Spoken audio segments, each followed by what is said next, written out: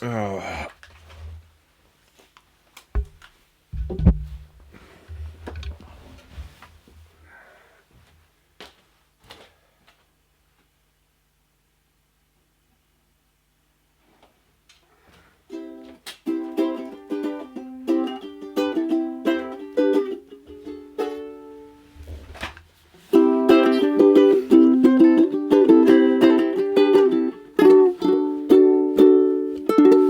This is the incredibly unprepared Dr. Asher, Dr. blah, blah, blah, blah, blah. It's the Daily Freakout. It's not the Dr. Asher show. That's something completely different. Completely different. Here I am, completely, maybe not completely disorganised, but pretty disorganised this morning. But in order to get things going straight away with no talk, no nothing, let's go straight to the turntable and listen.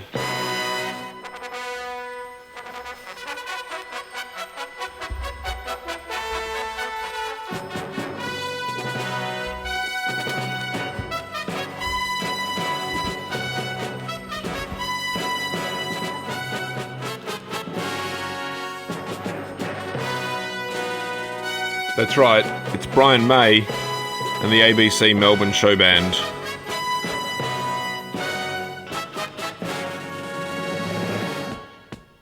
Ooh, this is the bit, this is it, ready?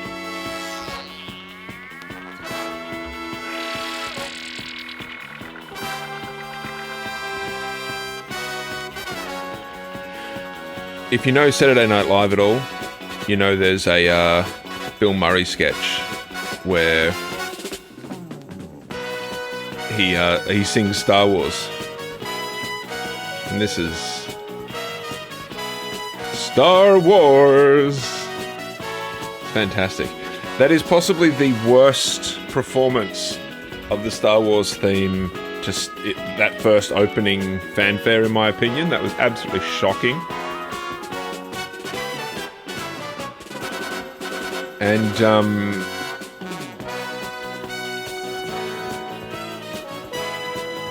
I want to know, there's so much I want to know about all these people.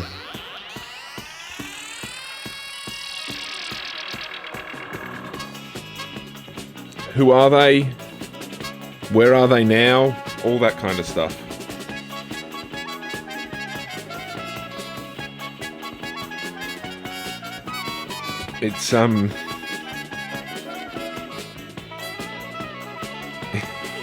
It's, it's very amusing, this album.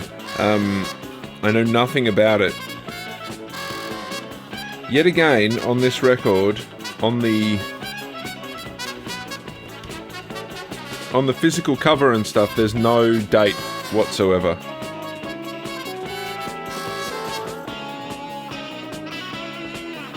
So it'll be interesting. Yesterday's record, Herb Alpert and the Tijuana Brasses, Whipped Cream and Other Delights, got flagged, and so we won't be playing any more Herb Alpert on the show. But we'll see how diligent the RCA lawyers are. 1977, I've found a date on the actual turntable. Also, some of the absolute cheapest vinyl going around. There's that cliche of cartoon characters and stuff smashing records on their heads, like Bugs Bunny, I think, does it. And that was with shellac records, I believe, back in the day, like way back before the 60s. And then in like the 70s and 80s, they were like, wait a second, we can make these tiny little ones. It sounds like a wobble board. Time me kangaroo down sport. I can't do it. You're not allowed to sing that song anymore. It's so creepy that of all the people to have a gimmick where they went, it was Rolf Harris. That's an absolute terrifying idea that you could be at having a sleepover at your friend's place and you just hear. That is some dark humour, and I apologise for that. So let's have a palate cleanser.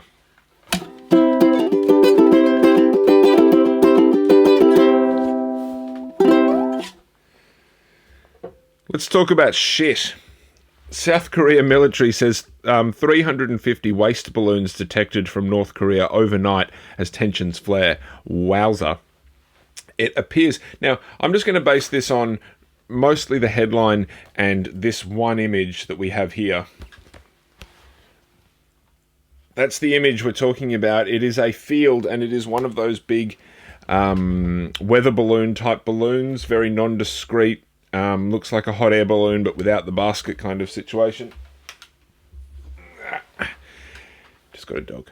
And the impression I get is that it's full of shit, or that there's a bag under at the bottom that's full of shit.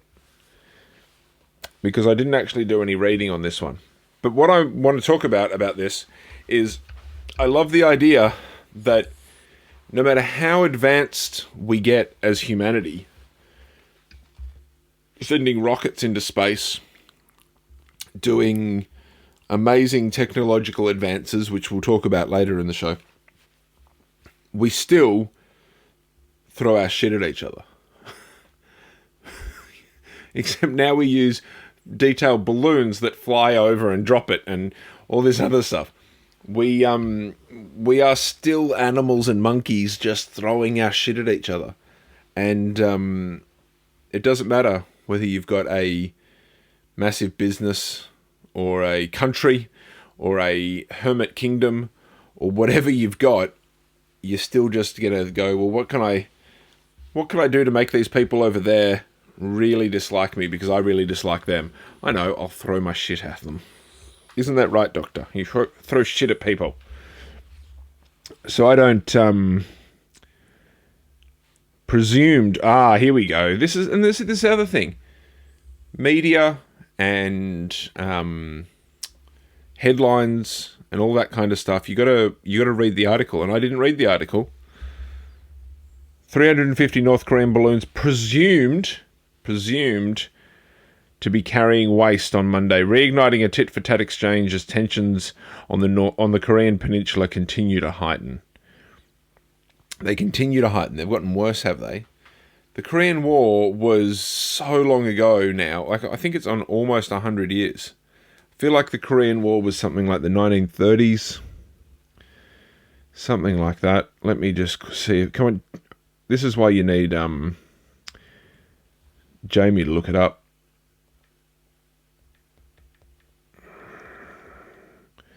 1950. Well, I was completely wrong. This is the good thing about... See, back in the day, it would have been... No, I think it was the 30s. Oh, yeah, 30s. Okay, cool. Move on. But now we look it up and we have a quick check and we see what happens. Wow.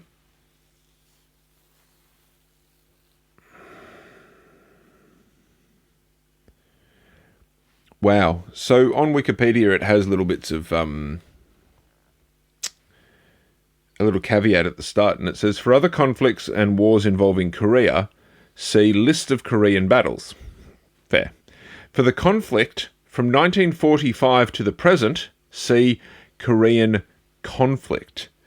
Now, is this just a technical term for like Korean Cold War, pretty much, where what they're saying is that there was a Korean War, but then there was also all this time in between where they didn't fight directly, but they did all the other stuff, where they had their little barriers and sanctions and tariffs and all that kind of stuff. But anyway, it began on June 25th, 1950, when North Korea invaded South Korea and ceased after an armistice 27th of July 1953. So technically, the war only really went for 3 years, which is funny because MASH, which is based in the Korean War, went for like 10 seasons, something like that. And every episode was practically the same. MASH is one of those wonderful shows where after a couple of seasons, you realise, oh, wait a second, this is just a formula, and I've seen this one before, except it was different people. There are very few episodes that are that different. Usually it's just some snotty higher-up person coming in and saying, you guys are terrible, And then the wounded arrive, and then they do a bunch of amazing surgery, and then the guy goes, oh, well, that's fine. You guys do whatever you want, because you guys are that awesome. That's pretty much the extent of it. But anyway, Korean War is not something we were going to talk about today. We're talking about Koreans throwing shit at each other. Now if you were infinitely powerful for one day or for one moment, and you could change something, make it so that all guns just throw shit. Bullets are now shit. Because that's still quite deadly, because you're throwing shit at people. So, like, if it gets in their mouth, it gets on their clothes, it's amount. Like, it's like if you bombed a city with shit, that's still just as problematic. Well, not quite the same, but it's still pretty problematic. So it could still be quite a... It'd be like boxing, but with, like, really big, squishy gloves on, instead of, like, gloves that are meant to protect your hand.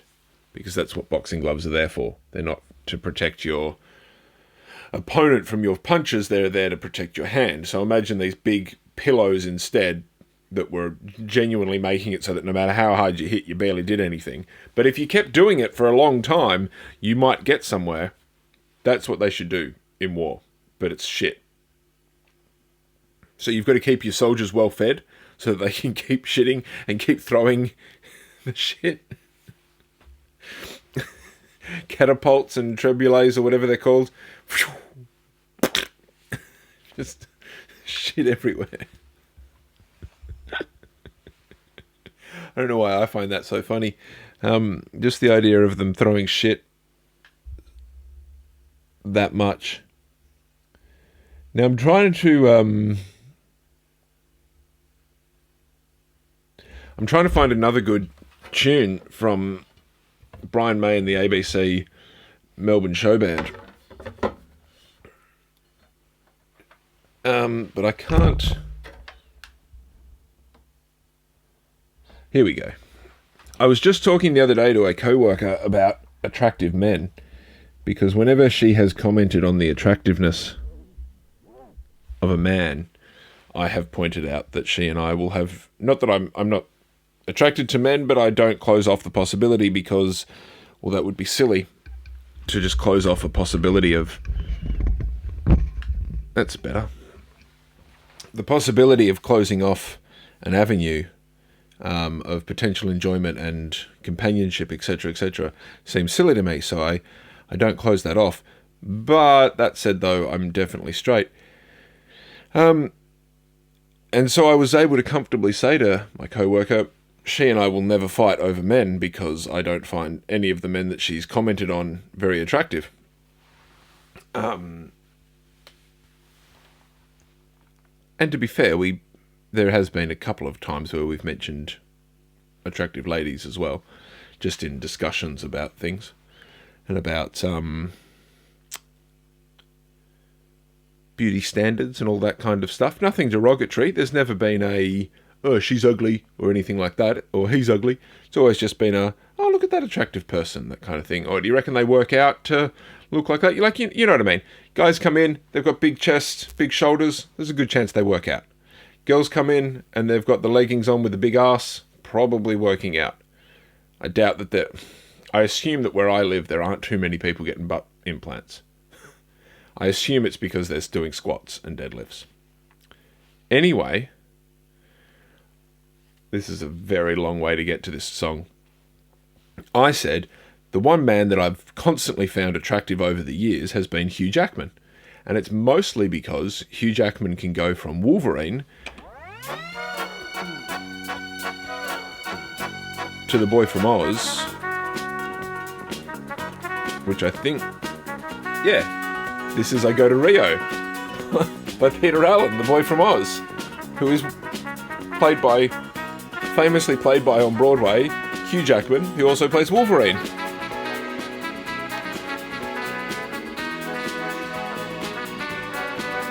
For some strange reason, I often think about weddings and how you would sculpt a really good wedding. This is the kind of band, this is one of the kinds of bands I would like. I hate when there's a weddings cover band, because they're always a cover band, because they should be a cover band for weddings, absolutely.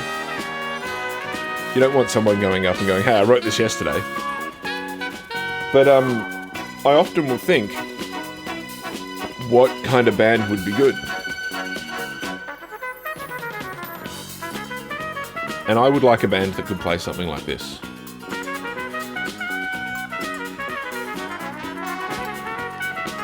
That main trumpet line's got a bit of detail to it, but everything else is pretty easy.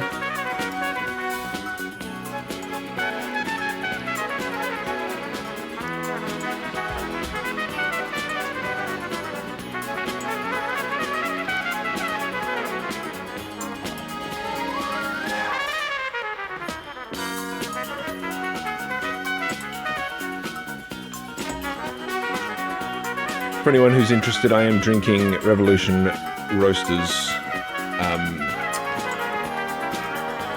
Molotov is what it was called. And I changed the grind a little bit. I had it as quite a fine grind yesterday, but I've changed it to a coarser grind today. And I'm still noticing that hint of like a choc mint kind of overtone almost. It's not a strong flavour, but it's an overtony type thing. It's quite nice. I'm feeling much better having coffee back in my mornings. Made me realise how much I need to slow it down on the coffee, I think. It's the problem of being a barista and so focused on coffee, is that you just make coffee all the time and you drink more coffee.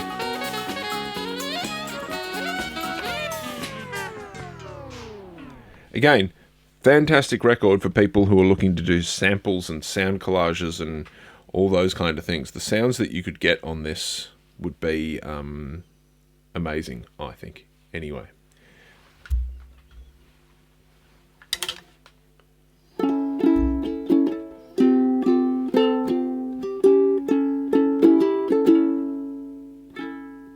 Learning some new chords and playing some things.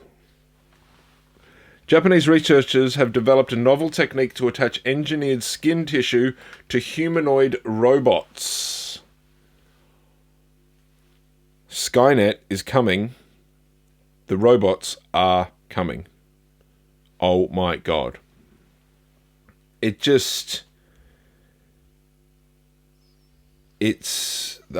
image that they've included is absolutely fucking terrifying. Let me just get... what are you doing? That's terrible. Obviously, that's the first step of many, and I'm sure it will improve. And the very real thing that they've included in this article that they've mentioned is that the skin can be used for cosmetic and for recovery, for skin grafting, and for all that kind of stuff. That's where it's really important. But we all know that what's coming is the robot that looks like a human and that has human skin and touch. The whole replicant thing from Blade Runner, where it's like, are you a robot or are you not a robot? How do we tell if you're a robot or not? And isn't it... I remember they talked about how in Star Trek they had the little walkie-talkies. Hello, Jim, this is... that kind of stuff. And from that, people watched that and thought, I'm going to make that. And that was part of, not the only, but part of some of the inspiration for things like mobile phones. And so science fiction becomes science fact, because some people that watch science fiction don't sort of realize that it's science fiction, and they build it and they make it into their own thing, and they make these things become reality. And the idea of having an extra set of hands around the house, like a robot, like a slave. I think it was just yesterday I talked about how, or the other day, an incredibly rich family has been jailed because they were treating household staff like absolute shit and paying them $10 a day, 7 days a week for 50-hour, or not 50-hour, a 50-hour, 60-hour week. Like it was criminal. But if you get a robot, why can't you treat a robot like that? I don't care about, like, for instance, my iPad that I'm using right now that I just held up in front of the camera has got a massive crack down the screen. It occasionally will affect the way it operates, but it barely does. I don't care.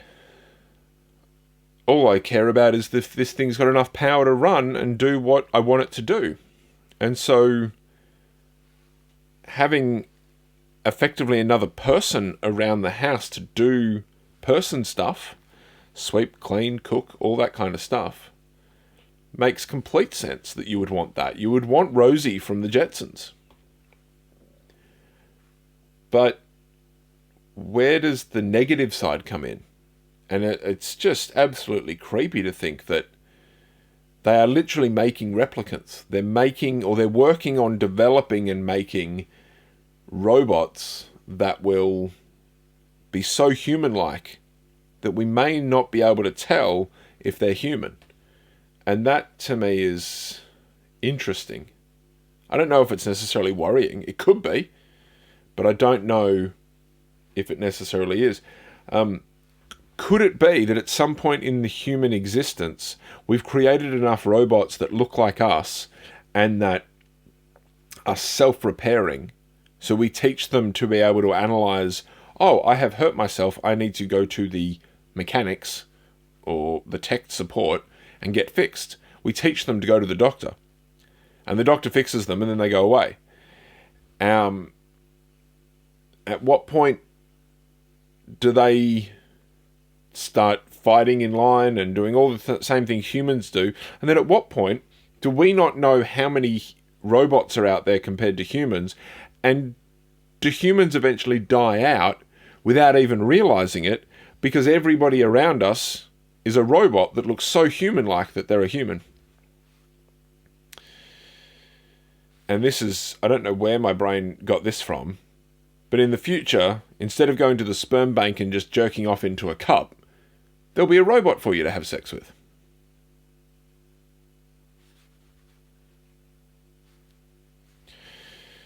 Or to be artificially inseminated.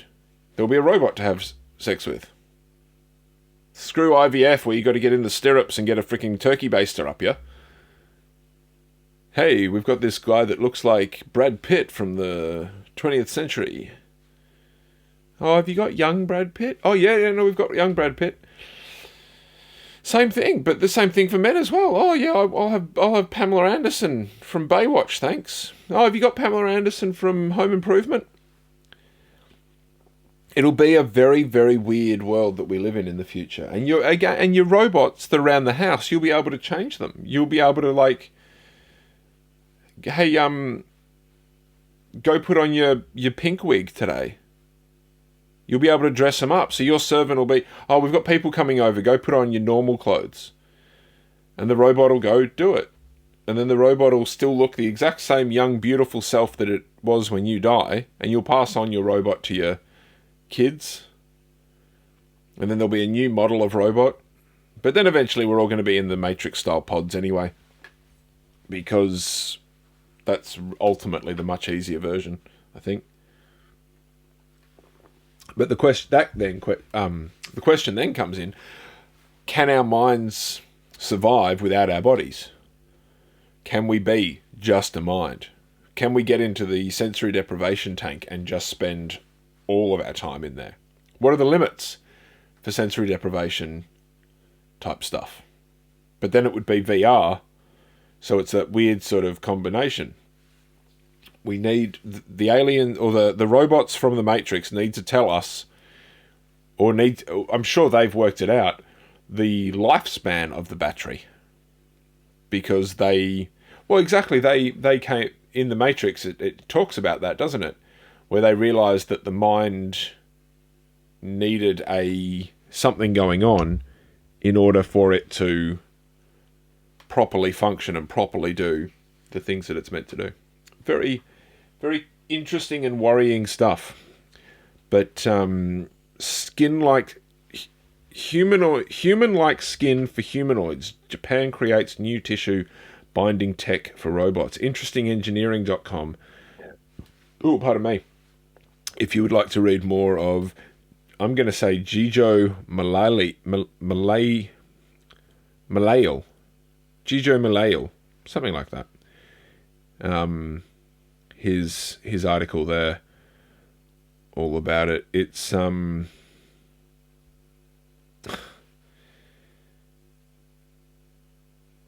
what they've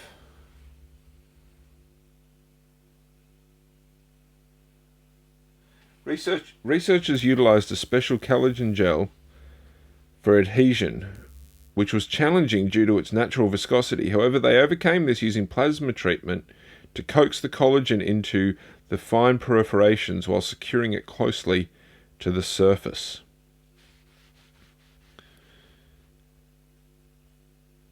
So they're looking into the fact that it moves. It has to move like that and stay attached at certain points, so that when it is attached and then it moves, it stays attached and stays flexible and stuff. We are quite literally trying to work out how to make ourselves, or a version of ourselves, of course. Because if you've seen Alien, and they've got the robots in Alien, and you see when those robots get destroyed and you see the internals, they're very organic-like. They don't look like a robot machine. Is that what we're getting here? We're getting the start of developing organic-like robot machines. If you've seen the movie Existence, where they interact with the device, but the device is very organic and not robot-like. It's a crazy, crazy world we live in, and we all just have to get by, don't we? I recommend hugging a dog and going for a walk in the park. That's my recommendation. Not that anyone will ever truly listen to me, and that's fair, and I completely understand it. This has been the Daily Freakout. I hope you got something good out of it. I hope you've enjoyed it. Don't like and subscribe me at all, anywhere, because I don't want you to. I don't know. Of course I want you to. I want more people to follow and enjoy this, but it always feels so asking for a review or asking for likes and subscribes. Oh, because it matters, guys. And it's like, yeah, well, it matters because then you get paid more and you find out about the videos more. It's all about money. I just want more money. As much as this is an enjoyable thing to do and it's fun and I like the format and the creativity involved, the goal is money. So if you'd like to buy this record, Brian May and the Melbourne Show Band, the ABC Melbourne Show Band, then get in touch, because I'm interested in selling some of these records for an incredibly marked up donation to the show. And I just saw on the back of the album sleeve there that there's a good track to end on. So here we go.